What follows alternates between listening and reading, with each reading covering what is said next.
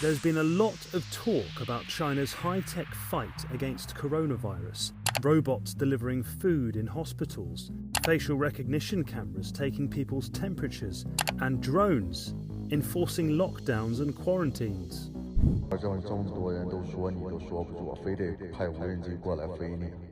But what about the tech we can't see? China's sophisticated and controversial data surveillance system is used to track citizens on and offline.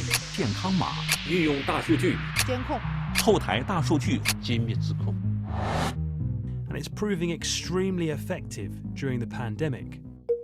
The mass surveillance network has taken the Communist Party decades to build.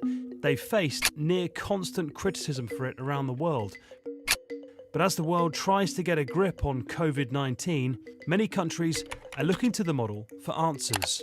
Here's how they're doing it in South Korea. They're using your phone to locate where you are, and then they'll send you an emergency alert if you're anywhere near where a confirmed coronavirus patient has been. Singapore, Israel, Iran, Taiwan, and Russia have all adopted some or all of the Chinese methods to temporarily harness the power of data. More are expected to follow. So how does China's data surveillance system work, and how is it useful in a pandemic? It all starts with this, a national ID card. You need one to pretty much do anything in China.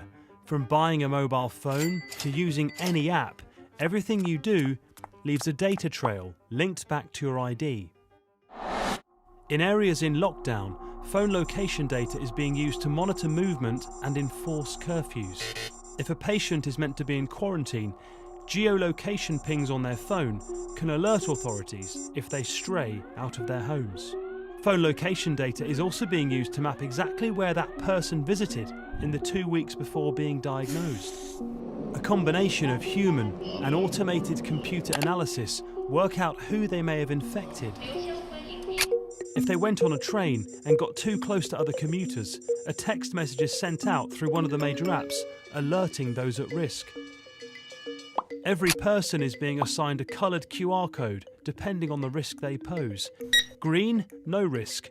Orange, they've entered a potential virus hotspot. And red, if they've tested positive for the virus and could still be contagious. None of this cyber surveillance would be any good without the Chinese state's strict enforcement teams too. Police and volunteers have literally manned the exits of apartment blocks to keep places on lockdown. 我国内地无新增本土确诊和疑似病例。你好，准备下身份证跟绿码。 But in countries where these data surveillance powers are being brought in to help deal with coronavirus, some people are worried about the long term. My name is Adam Schwartz. I am a senior lawyer at the Electronic Frontier Foundation. There is a great concern that when government gets new powers in a crisis, government never gives those powers away even when the crisis ends. So, for example, in the wake of the 9/11 attacks, the United States created vast new surveillance powers. 19 years later, those powers are still very much in the hands of the US government.